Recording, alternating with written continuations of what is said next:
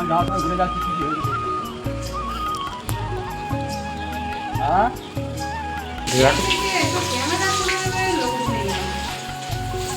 রাকেশে দিদি না রাকেশ আমি গেলাম টাটা, সাবধানে যাবে শোনা, যাও। আর সাইকেল ঠিক করে রাখবে। সমস্যা যেন আমাদের আর পিছু ছাড়ছে না, একটার পর একটা সমস্যা হয়েই চলেছে। কোনো রকমের সমস্যার সমাধান শেষ করতে পারছি না। সো হ্যালো এভরিওয়ান, আমি টুম্পা, আমার নতুন আরও একটা ব্লগে তোমাদের সবাইকে ওয়েলকাম। আশা করছি ওদিকে তোমরা সবাই বেশ ভালো আছো। এদিকে তোমাদের ভালোবাসার আশীর্বাদে আমাদের এক একটা দিন বেশ ভালোই কাটছে। তাহলে চলো আজকের ভিডিওটা শুরু করা যাক। আজ যেহেতু ছেলের স্কুল নেই আর ছেলের পড়াটাও 8টা থেকে ছিল, তাই আজ আমি একটু দেরি করেই ঘুম থেকে উঠেছি। আর ওটাই হচ্ছে আমার মহাকাল।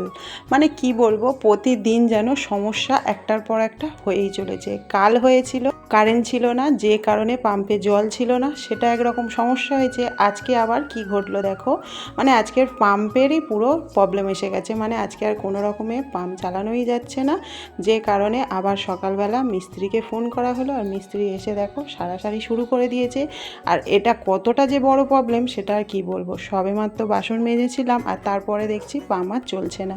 তো তাড়াহুড়ো করে যা হোক জল তুলে কাজগুলো তো সেরে নিলাম। আর তারপরে মিস্ত্রি তো কাজ করতে শুরু করে দিয়েছে। কাজ তো আমাদের সারতেই হবে। আর দেখো সময় তো আস্তে আস্তে চলে যাচ্ছে, বেলাও হয়ে যাচ্ছে, যে কারণে আমি কিন্তু তাড়াহুড়ো করে সমস্ত কাজ সেরেছি। আর তার ক্লিপ একটাও তোমাদের সঙ্গে শেয়ার করতে পারলাম না, কারণ এত সমস্যার মধ্যে সত্যি কথা বলতে ভিডিও অন করার কথাই মাথা করে তো যাই হোক নিচে থেকে আমরাও খেলাম। আর তারপরে কিন্তু টিউবওয়েল বলে তোলা জল, সেই কলের জলে আমি দাঁড়া করে জল তুলে দিয়েছিল, সেই সেরেই নিয়েছি মোটামুটি। তারপরে মিস্ত্রি দাদা এসে দিকে কাজও শুরু করে দিয়েছে। আর দেখো কাজ তো আমাদেরকে করতে হবে না, আমাদেরকে মানে সময় তো আর আমাদের জন্য দাঁড়িয়ে থাকবে না। ওদিকে মিস্ত্রি দাদা কাজ করছে, ওনাকে চা বানিয়ে দিলাম। আর এদিকে দেখো আমি কিন্তু ভাতও বসিয়ে দিয়েছিলাম, আর তোমাদের দাদাভাই জল তুলে দিয়েছিল। সেই জলে আমি অল্প অল্প করে কাজ সারছি। কী করবো বলো, কিছু তো করার নেই, এইভাবেই আমাদেরকে চালাতে হবে। আর দেখছো নিচে কিছুটা কাজ করলো, তারপরে কিন্তু আবার ওপরে চলে এসছে। মানে কী সমস্যা হয়েছিল কি জানি না, যাই হোক কী সব খারাপ হয়ে গিয়েছিল সেইগুলো আবার মিস্ত্রি দাদা কিনে নিয়ে এলো। উনি নিজে কিনে নিয়ে এসে নিজেই সারাচ্ছে। যাই হোক ইনি আমাদের বাড়িতে কাজ করে সব সময়। ওদিকে তোমরা তো দেখলে ভাত হয়ে গিয়েছিল, ভাতের ফ্যানটা ঝরতে দিয়ে আমি কিন্তু ঘুগনি ছিল ফ্রিজে, সেটা গরম করে নিলাম। আর তারপর একটু চাও করে নিয়েছিলাম, তো মাকে খেতে দিয়ে দিলাম, ছেলেকেও দিয়ে দিয়েছিলাম। আর তারপরে আমিও একটু টিফিনটা সেরে নিলাম। সত্যি কথা বলতে দেখো কাজের মধ্যে আমাদেরকে কিন্তু খেতেও হবে, শরীরটাকে ভালো রাখতে হবে। আর ওই হুড়োহুড়ির মধ্যে আমার আজকে ঘর মোছা হয়নি। তো ভেবেছিলাম কাজ হয়ে গেলে, মিস্ত্রির কাজ কমপ্লিট হলে তারপরে আমি ঘরটা পুরো ওপর থেকে নিচ মুছে নেব। তো ফাইনালি কাজ হয়ে যাওয়ার পরে আমি দেখো মুছতে শুরু করে দিয়েছি। আর সত্যি কথা বলতে আজকের এতটা পরিমাণে গরম পড়েছে, মানে কি কষ্ট হচ্ছে মোছার সময় তোমাদেরকে কি বলবো। আর যাই হোক এদিকে দেখো রান্নাও তো বাকি আছে, তাড়াহুড়ো করে মোছাটা কমপ্লিট করে নিলাম। আর তারপরে কিন্তু যেটুকু রান্না বাকি ছিল তখন তো ভাত আর ডাল সিদ্ধ করে রেখেছিলাম। তো তারপরে দেখো আজকের বেশি কিছু রান্না হবে না, এখানে বেগুন ভাজা করব আর আলু ভাজা করব।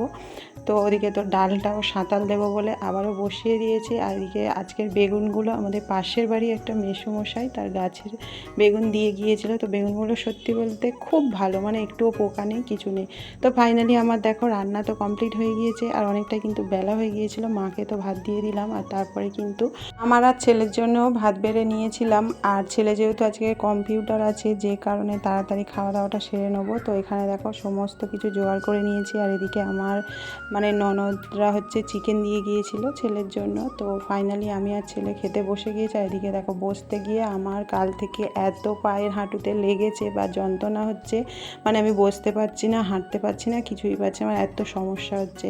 তো মানে পুরো কেঁদে ফেলছি এরকম অবস্থা। তো এদিকে দেখো মোটামুটি এখন কিন্তু 3:30 বেজে গিয়েছে। আর ছেলে হচ্ছে কম্পিউটারে যাবে বলে রেডি হচ্ছে।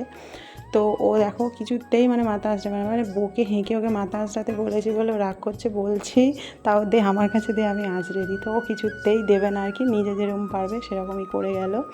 তো ফাইনালি দেখো ও তো চলে গেল। আর এদিকে দেখো আকাশটা পুরো অন্ধকার করে আছে, মনে হচ্ছে যেন এক্ষুনি বৃষ্টি আসবে। অনেক জায়গায় বৃষ্টি হচ্ছিল। যাই হোক ভিডিওটা কেমন লাগলো কমেন্ট করতে ভুলো না। দেখা হচ্ছে তোমাদের সঙ্গে পরের ভিডিওতে। টাটা।